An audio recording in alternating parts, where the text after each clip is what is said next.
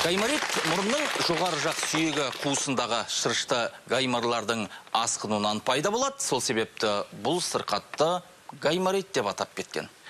Ал қазір оның алдын алу, емдеу жолдары туралы айтамыз. Ол үшін біз студиямызға жоғары санатты отоларинголог, дәрігер Эльза Махамбетованы шақырайық. Эльза Алиханқызы, қош келдіңіз. Сәлеметсіз бе? Ең алдымен бізге осы гаймориттің қалай пайда болатын туралы айтып берсеңіз. Біріншіден айтып кететін жағдай, ол гайморит туралы терминологияның дұрыс емес екенін айтқым келеді. Өйткені 30 жыл бұрын дүниежүзілік номенклатура бойынша адамның атына қосылған терминдердің бәрі өзгертілген. Соның ішіне гайморова қуысы да жатады. Сондықтан оны дұрыстап айтқанда риносинусит немесе синусит деп айтылады. Тек қана осы қуыстың қабынуы болса, оны жоғарғы жақ сүйегінің қабынуы немесе синуситі деп аталады. Оның пайда болу жолдарын айту үшін анатомиясына шалып өтуіміз керек. Ол біріншіден мұрын барлық демалыс тынысының ең жоғарғы регистрі. Барлық біздің жұтқан ауамыздың барлығы мұрыннан өтеді. Сондықтан мұрынның дұрыс жұмыс істеуіне, біздің организмдің дұрыс істеуі тәуелді. Мұрын пердесі арқылы екі бөлікке бөлінеді. Ол шырышты қабықпен жабылған. Мұрынның ішінде каверноздық тіннен жасалынған 3 қалқаша болады. Жоғарғы, ортаңғы және төменгі. Мұнаны мұрын жолдары деп атайды. Мұрын жолдарына бізде 4 жұп синустар келіп ашылады. Ол жоғарғы жақ сүйегінің синусы, сосын маңдай синусы, сосын торлы клеткалардың синусы және мидың астындағы өтетін ол свиноидтық синус. Егер де жоғарғы жақ сүйек синусы қабынған кезде жоғарғы жақ сүйек синуситі деп аталады. Егер де маңдай синусы қабынған кезде фронтит деп аталады. Егер торлы сүйектің синусы қабынса, оны этмоидит деп атайды. Сондықтан қай синус қабынса, соның атына байланысты синуситін аты айтылады. Мысалы, жоғарғы жақ сүйек синуситі, немесе фронталды синусит, немесе этмоидит, немесе свиноидит деп аталады. Біздің мұрнымызда сонда ауаның көптігінен біздің дауысымыз жақсы естіледі. Бұл дауысты қалыптастыруға да өте жақсы функция атқарады. Яғни, менің ұққаным бұл ауруды гайморит емес, синусит деп айту керек. Солай ғой? Енді жаңағы синуситтің асқынуына не себеп болады? Синуситтің асқынуына ең бірінші науқастардың дер кезінде дәрігерге бармауы, дұрыс емді алмайды. Екіншіден, нақты таяндаған емді дұрыс алмайды. Басын бастап, аяғын аяқтамайтын ауруларымыз да бар. Үшіншіден, кейде біздің қазір вирустер және бактериялардың, олардың күштері көбейіп, антибиотиктерге жақсы бағынбайды. Оны резистентность деп айтады. Сол да мүмкін. Және жалпы иммунитеттің түсуіне байланысты. Бірақ ең үлкен топқа жататын синуситтер бар, ол созылмалы синуситтер. Оның пайда болуына ең бірінші себеп мұрынның ішіндегі өзгерістер. Неше түрлі мұрын пердесінің қисаюы, мына қалқаншалардың үлкеюі гипертрофиялық ринит немесе вазомоторлық ринит. Және аллергиялық ринит кезінде мынау шырыш қабатының барлығы қабынады аллергиялық бойынша. Балаларда көбіне мұрын жұтқыншағының артында мынау аденоидтық өсінді пайда болады. Бұл да мұрынның дұрыс демалуына, ауаның дұрыс өтуіне кедергі болып, синуситке алып келеді. Сондықтан осындай мұрынның ішіндегі өзгерістер бар аурулар өте ұзақ бойы емделіп жүреді. Олар көбіне асқыну береді. Сонымен бұл ауру өзі созылмалы және қысқа мерзімді болып бөлінеді екен, е? Енді айырмашылығы неде бұның? Біріншіден, уақыт мерзіміне қарай. Мысалы, жедел синуситтер, олар 4 аптаға дейінгі өтетін синуситтер. Ал созылмалы 4 аптадан жоғары. Олардың айырмашылығы, симптомдары бәрі бір-біріне ұқсас, тек жедел синуситтер кезінде көп интоксикациялық симптомдар болады. Олар дене қызуы көтеріледі, бас ауруы көбірек болады, сосын олардың мұрын бітелуі анырақ көрінеді созылмалыға қарағанда. Енді оның алғашқы белгілері қандай? Алғашқы белгілері мұрын арқылы демалу тарылады. Екіншіден, бас ауруы пайда болады. Үшіншіден, мұрынның артынан немесе алдына қарай іріңді немесе серозды іріңді бөлінділер келеді. Бұл сырқатқа кімдер жиі шалдығуы мүмкін? Балалар ма, егде жастағы кісілер ме? Балалардың өсу периодтарына қарасақ, олардың 3 жасқа дейін мынау максиллярный синус оларда кішкентай түтікше сияқты. Ал мынау фронталдық синус дамымаған, ол 7 жасқа ғана дамиды. Мынау максиллярный синус ол 5 жаста ғана дамиды. Сондықтан оларда тек қана мынау этмоидальный сүйек қана дамыған, сондықтан кішкентай балдар тез ауырады. Олар дем алған ауа тез жылынып үлгермейді үлкен адамдардағыдай. Сосын олардың 6 жасқа дейін иммунитеті төмен үлкен кісілерге қарағанда. Сондықтан жиі ауыратын балалар бір топқа кіреді, екінші топқа ол мұрын ішіндегі кедергілері бар үлкен кісілер екінші топқа кіреді, және иммунитеті төмен кісілер де осы тез ауырып қалатын кісілер тобына кіреді. Енді осы синуситтің белгілерін басқа аурудың белгілерімен шатастырып алмау үшін не істеуіміз керек? Әрине, бұның симптомдары да басқа аурулардың белгілеріне кейде жақын болады, кейде айырмашылықтары білініп тұрады. Немесе білінбей тұрады. Сондықтан бұл белгілерді дұрыс түсіну үшін мүмкін біз көрермендерден сұрап көрейік. Осындай белгілері бар, анықтаған адамдар бар шығар. Қане көрермендердің арасында осы ауру белгілерін анықтаған кісілер бар ма екен? Саламатсыз ба? Саламатсыз ба? Өзіңізді таныстыра өтсеңіз? Есімім Айсұлу. Жақсы. Біз айтқан ауру белгілерін байқадыңыз ба өзіңіздің бойыңыздан? Менің басым ауырады. Қатты ауырғанда оң жақ көзімнің айналасын қатты тартатынын сеземін. Жиі тартып кетеді. Соны білейін деген едім. Айсұлу, айтыңызшы, бұл жиі кездесе ма, жоқ анда-санда бола ма? Осындай бастың ауырғаны? Жиі десе болады. Бір жағы ғана ма, жоқ екі жағы бірдей ма, жоқ ауысып тұра ма? Басымның ауырғаннан көбіне ең көп тартатыны оң жақ көзім. Оң жақ көзі. Айсұлу, сіздің белгілеріңіз көбінесе жүйке ауруларына өте ұқсас. Өйткені мойын омыртқасынан келетін жүйкелер бар. Сол жердегі сол симптомдар көбіне бір жақты көзге ауыртуы мүмкін, немесе жаққа береді сол ауруды. Басты бір жағын адамның мойнын ауыртады. Сондықтан сізге біріншіден невропатологқа бару керек. Екіншіден отоларинголogқа да барып көріну керек, өйткені әртүрлі белгілер кейде солай анық өтпеу мүмкін. Рахмет. Яғни міндетті түрде дәрігердің кеңесіне жүгіну керек. Әрине. Ал енді басқа да өзінен осы синуситтің белгілерін байқаған адамдар бар ма? Саламатсыздар ма, менің есімім Абзал. Мені мазалайтын, ол менің мұрным ылғи бітеліп, температурам көтеріледі.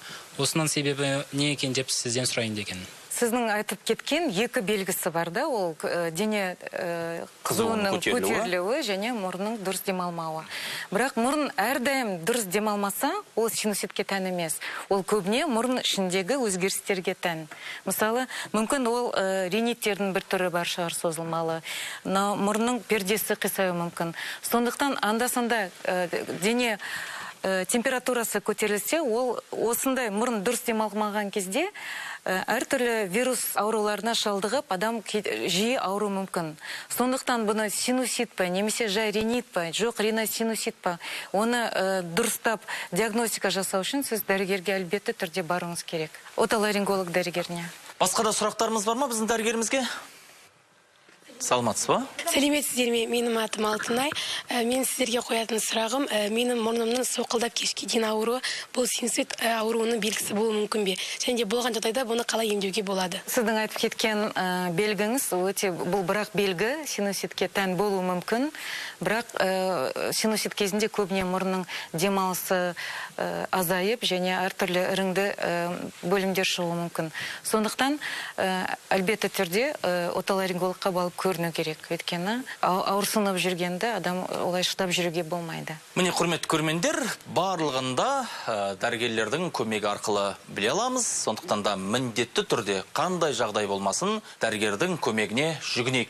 Ал енді дәрігер ханым, жалпы жарыққа сезімталдылық осы синуситке тән ба? Жарыққа сезімталдық көбіне конъюнктивит кезінде немесе аллергиялық ринит кезінде болуы мүмкін. Сондықтан ол тек синуситқа тән белгі болмайды. Сезімталдылық ол көбіне аллергия кезінде болады. Ал енді балалар гайморитін қалай емдеуге болады? Олар енді дұрыстап түсіндіріп бере алмайды.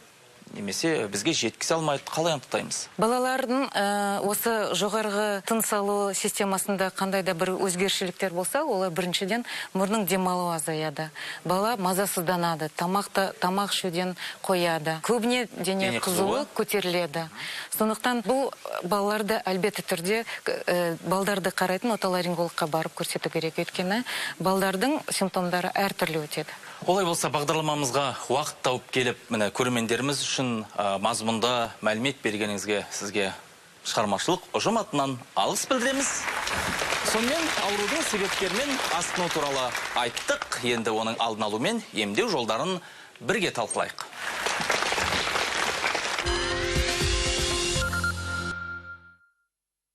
Құрметті көрермен, бағдарламамыздың алдыңғы бөлігінде біз синуситтің пайда болу себептері белгілеріне тоқталған болатынбыз. Енді біз алдын алу және емдеу жолдарына тоқталамыз. Лор-дәрігер Назгүл Ерсайынқызы.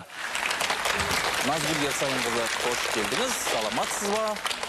Сонымен синуситтен толық жазылу үшін не істеуіміз керек? Синуситтен толық айығу жолдары бар. Оның ең алдымен синуситтің жедел немесе созылмалы екендігін анықтап алуымыз керек. Жедел синуситтің емі, яғни бірінші консервативті дейміз, ол жергілікті ем, мұрынға тамызатын әртүрлі қан тамырын тарылтатын тамшылар тамызып, шаю, жуу және де жалпы ағзаға парентеральды жолмен енгізетін дәрілер арқылы және де халықтық медицинада қолданылатын емдер бар, сонымен емдеп алуымыз болады. Ал созылмалы гайморитті ота жасаумен және де созылмалы түрде емдеп айығу жолдары бар. Алдын алу енді ол барлық қабыну ауруларына қатысты, яғни сақтану, суықтаудан сақтану, әртүрлі вирустық аурулардан сақтану, эпидемия кезінде қажет болса егулер жасау. Егер созылмалы синусит болған жағдайда науқас өзі біледі. Жылына 2 рет лор-дәрігерінің кеңесін алып емдерін қабылдап тұру керек. Олар мысалы жалпы емдермен қатар көбінесе синусит ауруын глюкокортикостероидты дәрілермен емдейміз. Яғни жергілікті спрей мұрынға шашу дейміз ғой. Солай емделуге болады, жалпы синуситті емдеудің тиімді тәсіл ретінде гайморларды тесуді айта аласыз ба? Гайморларды тесу ол көбінесе халықта мынандай үрей пайда болады. Мысалы, дәрігерге келген кезде біз ең алдымен бірінші емдейміз, әрине 7-10 күнде. Егерде шағымдары басылмай ары қарай созылып жатса, онда біз арнайы тексерулер тағайындаймыз, яғни ең бірінші рентгенологиялық зерттеу дейді. Рентгенологиялық зерттеуде өздеріңіз көріп отырғандай гаймор қуысында ірің пайда болады, яғни сұйықтық. Ол ірің болуы мүмкін, ол басқаша да сұйықтық болуы мүмкін, немесе қан болуы мүмкін. Гаймориттің әр түрі болады ғой. Ең басты емі ол егерде біз жуу шаюға көнбесе тесу дейміз. Яғни ит шұңқыры дейді. Ол гаймор қуысының ең жұқа қабырғасы, яғни төменден. Гаймор қуысы өзі пирамида қысағандықтан, пирамиданың басы төменге, табаны жоғары қарап тұр. Мысалы, оның шығатын тесігі мынау жақта. Яғни өздеріңіз көріп отырсыздар, біз гаймор қуысыны осылай жүргенде гаймор қуысына жиналған іріңді шығара алмаймыз. Сондықтан біз мұрын арқылы собачья ямканы мұрын арқылы тесіп, осы арқылы дәрілер енгізіп, мұрын қуысына енгізіп, мұрын арқылы шығарамыз. Яғни бұдан қорықпау керек, ол ең басты ем. Егерде бұл іріңді, яғни қандай да бір енді гайморитті шақырып тұрған себеп осының ішінде қалып қоятын болса, оның қабырғалары арқылы ары қарай ми қуысына өтіп кетуі мүмкін. Неліктен қорқады? Қорқатын себебі олар айтады, қайтадан қайталанады дейді. Жоқ, бұл жаңағы ит шұңқырының қабырғасы тескеннен кейін өздігінен қайтадан регенерация процесі жүреді, қайтадан жабылып қалады. Яғни бұрынғы қалпына келеді, одан қорқудың қажеті жоқ. Қайталанатын себебі ол жалпы фондық жағдайға байланысты, әртүрлі иммунитетке байланысты. Яғни өздігінен бір рет тесіп емделгеннен кейін адамдар сақтанбайды, мен гайморитім өтті, бітті, енді ауырмайым дейді. Содан кейін мысалы бас киімсіз сақтану шараларын жасамайды, сондықтан қайтадан ауырады. Әрине, жалпы толықтай ауырып бітпеген қуыс қайтадан қабынады, қайтадан дәл сондай ауру пайда болады. Толық емделіп болмайынша сақтану шараларын толықтай жүргізу Жалпы керек. тоқтатпау керек сақтану шараларын. Сонымен синуситтің алдын алу үшін не істеуіміз керек? Көрермендерімізге не айтасыз? Синуситтің алдын алу үшін, егерде жалпы жедел респираторлы вирусты инфекциялармен ауырған кезде дер кезінде маманға жолығу керек. Яғни лор дәрігеріне немесе терапевт арқылы дер кезінде ем қабылдау керек. Созылмалы түрге өтіп кетпеу керек. Жалпы иммунитетпен жұмыс жасау керек. Ол біріншіден иммунитет көп жағдайда қабыну ауруларын қолдап тұрады. Жақсы тамақтану керек дейміз ғой, ол барлық ауруға қатысты шаруа. Жақсы пайдалы тамақтану керек. Сосын көп әсер ететін бір жағдай спортпен шұғылдану керек. Себебі бұл тұрып қалған, яғни қуыста белгілі бір себептермен шықпай қалған. Бұл шырышты қуыс қабаты ғой. Шырышты қуыс қабаты болғандықтан бұл жерде үнемі шырыш бөлініп тұрады. Бұл шырыш бөліну үшін кедергілер болмау керек. Мысалы, көбінесе спортпен шұғылданыңыздар деп жатамын. Мен мысалы кішкентай балаларға спортпен шұғылданыңдар жақсы болады деп. Ол яғни бүкіл физиологиялық процесстерді жақсартады. Яғни спортпен шұғылданудың өзі бұл мәселені шешуге көп әсерін тигізеді. Сонымен тістің ауруы синуситтің пайда болуына әсер ете ме? Әрине әсер етеді. Жоғарғы тістер, яғни 5-6 жоғарғы тістердің түбіртектері гаймор қуысына тікелей ашылады. Егерде мына жақта жоғарғы тістерімізде қабыну процесі болса, міндетті түрде тексеру керек. Яғни жалпы рентгенологиялық зерттеулер өткізу керек. Себебі одонтогенді гайморит, ол гаймориттің ең бірден бір жалпы ол өзі бөлек тақырып болып саналады. Бірден бір себебі шіріген тістің бар болуы міндетті түрде әсер етеді. Әсер етеді. Немесе даму барысында жалпы толық дамып, бері қарай шықпай өспей қалған тістердің өзі гаймор қуысында қалып қойып, ары одонтогенді гайморит шақыру мүмкін. Сондықтан ауыз қуысының таза болуы, тістердің таза орында болуы гаймориттің алдын алуына бірден бір себеп. Ал енді мынадай сұрақ қойайын деп едім. Мысалы, синусит асқынып кеткен жағдайда қандай қауіп бар? Синусит асқынып кеткен жағдайда біздің жаңағы гаймор қуысы және де тор тәрізді қуыс, оның артында сына тәрізді қуыс бар. Сына тәрізді қуысқа бүкіл ми жатады. Сына тәрізді сүйек өзі өте жұқа.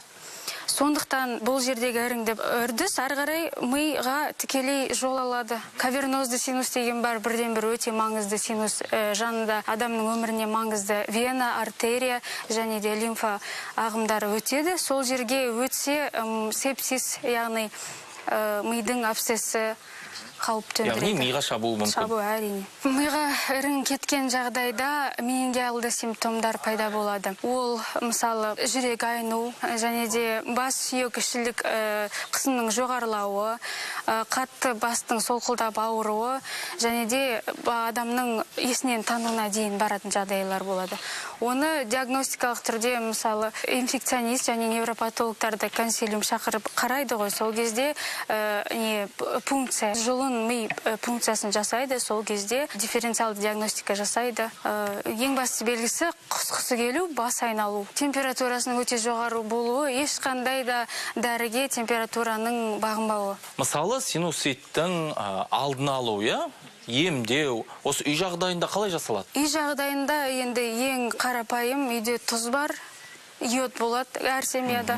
Сол тұзды йодты сумен шаю, ол 1-2 күнге ғана, бірақ міндетті түрде дәрігерге хабарласу керек, дәрігерге бару керек. Жаңағы белгілер анықталса, міндетті түрде дәрігерге бару керек, солай ма? Және де тамаққа ас тұзын салып жатады көбінесе, бірақ үй жағдайында міндетті түрде лор ауруларына арналған тұз болған жақсы. Себебі ас суын біз суға салып езген кезде кристалдары толық езілмей суда қалып қояды. Ол кристалдар мұрын қуысына жетіп, яғни қайтадан сол реакцияны шақырады. Тұздың кристалдары ісінуді шақырады, қайтадан қабындырады.